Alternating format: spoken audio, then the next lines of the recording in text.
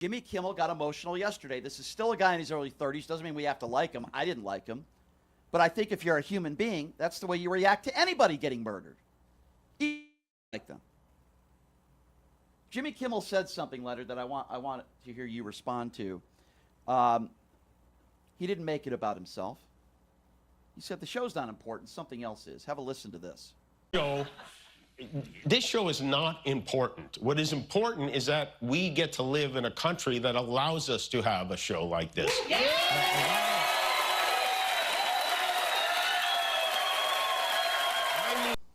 So what does he mean by that? He's being humble. He's Not saying only- that yeah. he said he's a small part of something bigger. You're right. He is being humble. But this is a bigger issue than just the Right. Jimmy Kimmel show. This is literally cancel culture.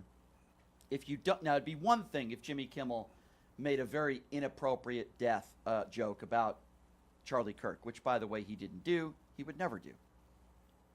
But if somebody, and I've said this on the air, if you mocked the death of Charlie Kirk or you made jokes about it, you reap what you sow. If you represent a company, they have the right to fire you. Now, that's not always the case. I think there were some firings across the country that were not justified. But Jimmy Kimmel didn't do any of that stuff. And he said this show is not what's important. What's important is that we should be living in a country where we can make jokes about political figures and not worry about the repercussions of it, because we can't be living in an oligarchy or a dictatorship. Sadly, right now, we are. The show is important. I mean, it brought millions of viewers, millions of opinions to this very subject. And you have Brendan Carr talking, obviously, like a mafia guy. Like, Yeah, we're gonna get you to can that. do this easy way or Yeah. the hard way, you know. And that's a threat from someone in a very, Yeah. very high position. Mm-hmm. And none of it, in my opinion, none of it looks like America. None of it. I agree with you, and we're going to get to Brendan Carr in a moment because I do want to talk about him. But, it's so interesting how in most of Jimmy Kimmel's jokes, they're very funny, but they're also partly truthful, and he brings up the Epstein files here. Listen to this. He did his best to cancel me. Instead, he forced millions of people to watch the show. That backfired bigly. He might have to release the Epstein files to distract us from this now. So funny yet so true. The irony of it, Donald Trump and his administration willing to do anything and everything they can so they don't have to talk about the Epstein files because we know Donald Trump is in them. And he's right. There is some quick breaking news on the Epstein files. In Arizona, the Adelita Grijalva took the special session. She won the seat. She said she's going to vote. She will be the final vote in the House to order them to release the Epstein files. So I don't think the vote's taken place yet, but that's coming. Yeah, and listen, let me be very clear, and I'm going to say something that I think all of you already know. Donald Trump is in the Epstein files. Kash Patel was asked multiple times, a friend of the show, by Eric Swalwell. Who Eight times, I think? 7 or 8 times, Eric Swalwell asked Kash Patel a very simple question under oath, which was, did you tell Pam Bondi that Donald Trump is in the Epstein files? Now, if he didn't, he would immediately say no. Just like you or I would. Right. But the reason why he refused to answer the question is because the answer is obviously yes. And he knew that he was under oath.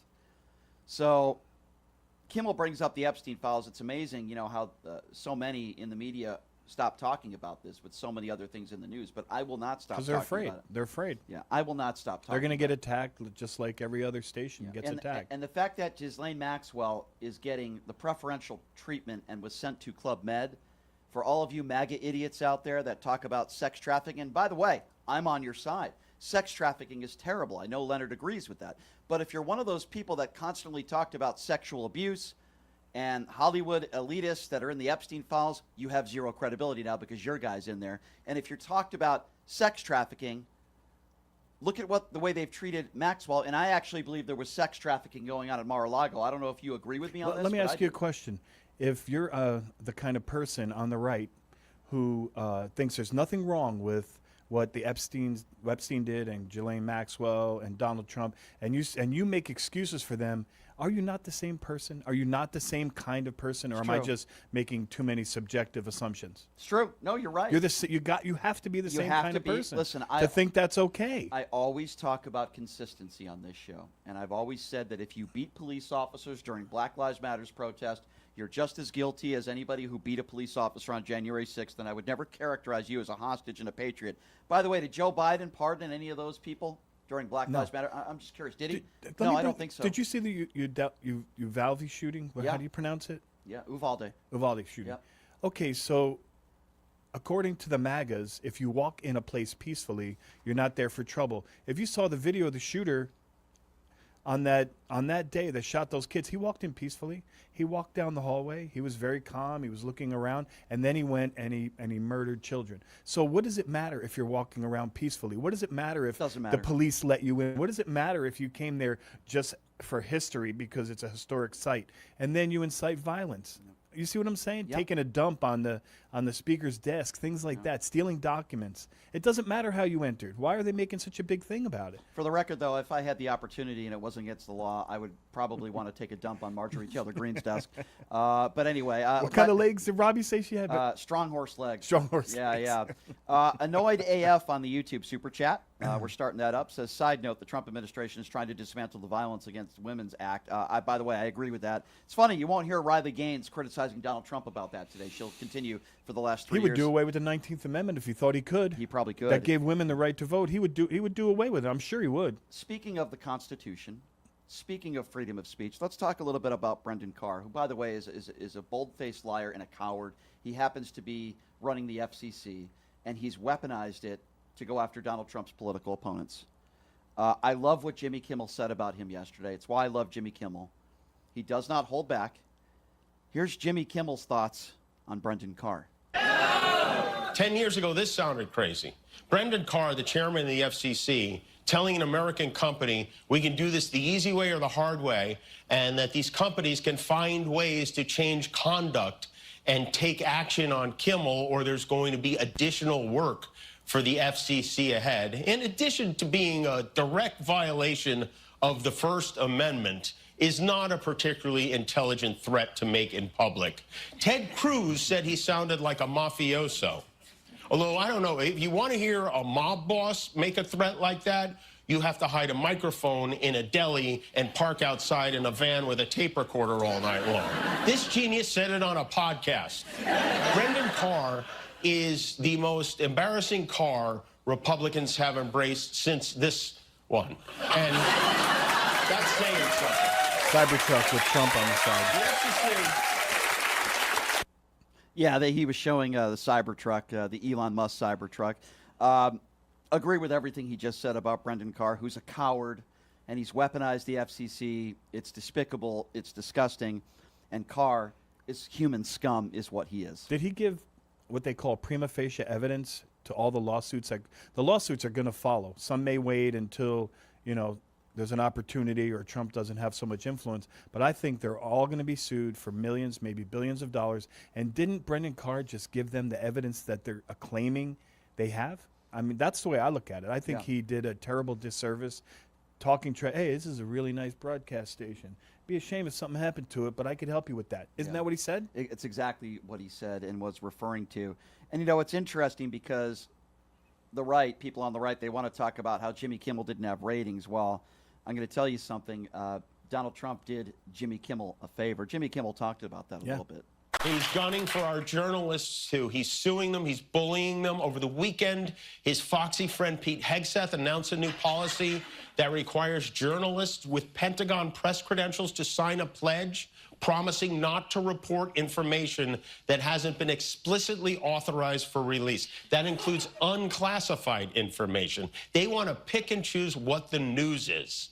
I know that's not as interesting as muzzling a comedian, but it's so important to have a free press, and it is nuts that we aren't paying more attention to it.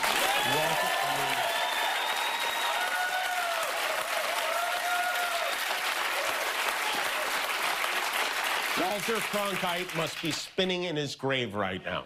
He's dead, right? Yeah. Look, I never imagined. Walter Cronkite is, but Walter Cronkite was a legend in the industry. And, Donald Trump did do him a favor, ratings per se, but it is true. Do we want to live in a country where it's like Russia, where if you are a journalist and you criticize leadership, you lose your job, you lose your livelihood. They put him in jail in Russia. And in some cases even kill And if they them. won't shut up after that, they might fall down the stairs. And this is how it starts. This is how it starts. And finally, I think this is one of the best points that Jimmy Kimmel made last night, and he made a lot of good ones. It was a good monologue. But the difference between Donald Trump and so many people that were in his seat prior to is that they don't celebrate in other people's misery. Joe Biden didn't do that. Barack Obama didn't do that. I don't think George W. Bush did that. But Donald Trump does. He literally celebrates Americans that lose their livelihoods. And why? As Jimmy Kimmel put it, because he can't take a joke. Listen to this. And I am a tiny part of the Disney Corporation. They welcomed me back on the air, and I thank them for that. Because I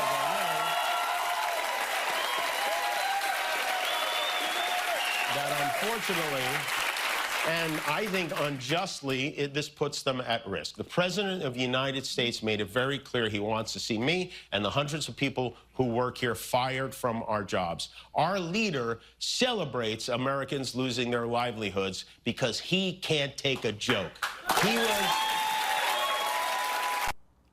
This is how petty our president is. Jimmy Kimmel is 150% correct. This isn't just about Jimmy Kimmel. Listen, Jimmy Kimmel would have been just fine. He's got a lot of money. He would have got a gig elsewhere. But there's a lot of people that work behind the scenes, and a lot of those people are living paycheck to paycheck. Not everybody is making the big bucks over there. And they would have lost their jobs as well. And Donald Trump would have been not only okay with it, he would have celebrated it. And MAGA would have celebrated it, where hundreds of people would have lost their livelihood and their jobs that have been working for Jimmy Kimmel for years. This is who Donald Trump is.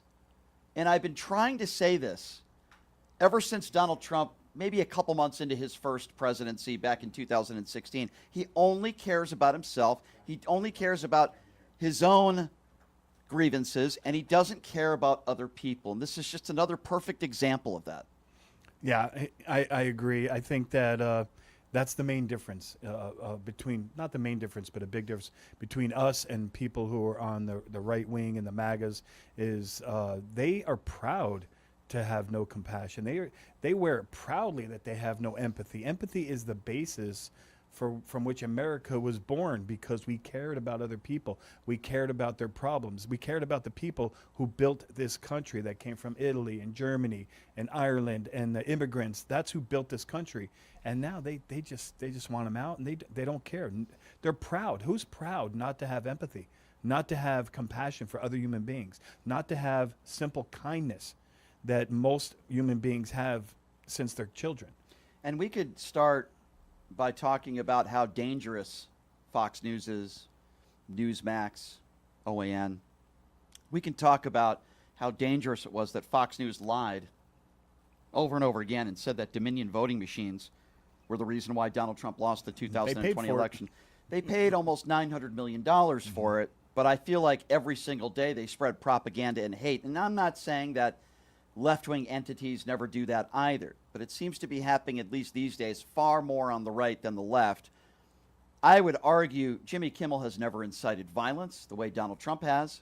Jimmy Kimmel has never made jokes about murder. Jimmy Kimmel never called Barack Obama magic Negro. That's what Rush Limbaugh did on his radio program. And I will go back to Charlie Kirk, and I will say this. Jimmy Kimmel never spread hateful rhetoric the way that Charlie Kirk did. Jimmy Kimmel never asked his viewers to donate to a guy who just attempted to murder Paul Pelosi. Charlie Kirk did that. Jimmy Kimmel never said the Civil Rights Act was a bad thing and a mistake. He never spread lies either. A lot of what Charlie Kirk said was lies. Of course. He never, called Martin Luther King Jr. a bad guy. Charlie Kirk did that. Jimmy Kimmel didn't do any of the stuff that Charlie Kirk did. Spread bigotry and hate and making millions of dollars off that. Jimmy Kimmel makes money because he's an entertaining comedian. That could be subjective. If you don't like him, you don't have to watch. I actually think Jimmy Kimmel, number one, is a good guy. He's got compassion. There's been plenty of times where he's been emotional on the air because he cares about people. He's proven that. Even Charlie Kirk, when he got choked up about it yesterday. And he's funny. And I think he's very talented. And that's the difference. Yeah. They have a president who says, and I don't consider him my president, even though he is the president, but they have a president who says, I hate my opponents. I hate liberals. They're crazy. There's something wrong with them. You would never hear Joe Biden saying that, or No. Kamala Harris, or Barack Obama, No. or George Bush, or George W. Bush. None of them. Bill Clinton. I can keep going back as far as you want. You can't find anybody who spoke in that manner. And so Trump likes the division. He likes to hate his opponents. And if you're okay with that, like I said before, does that make you one of them? If they're okay with the hatred and they're like, yeah, we hate him too. Aren't you the same as him with a dark heart? I completely agree with you. And I'm at the point now where if you voted for Donald Trump and you're not willing to make a mistake, then I think there's something wrong with you. I'm willing to have a conversation. They're the with same you. as him. Yeah, I just think there's something wrong with you. And, some people say, oh, I couldn't vote for Kamala. Listen, I don't think Kamala's perfect either, but I think there's a fine line difference from a moral compass perspective and many other perspectives. I just don't get it, ladies and gentlemen. I do want to open up the phone lines, and I want to get your thoughts on Jimmy Kimmel last night, his monologue. He did exactly what I thought he would do. He showed a lot of compassion. It was a great monologue. He didn't necessarily apologize for anything, but he explained that he did not celebrate Charlie Kirk's murder. He was making a joke about Donald Trump, and he did not mean it to be interpreted that way. And by the way, it shouldn't have been interpreted that way. I think Jimmy Kimmel said all the right things yesterday. And quite frankly, I love the guy. It's like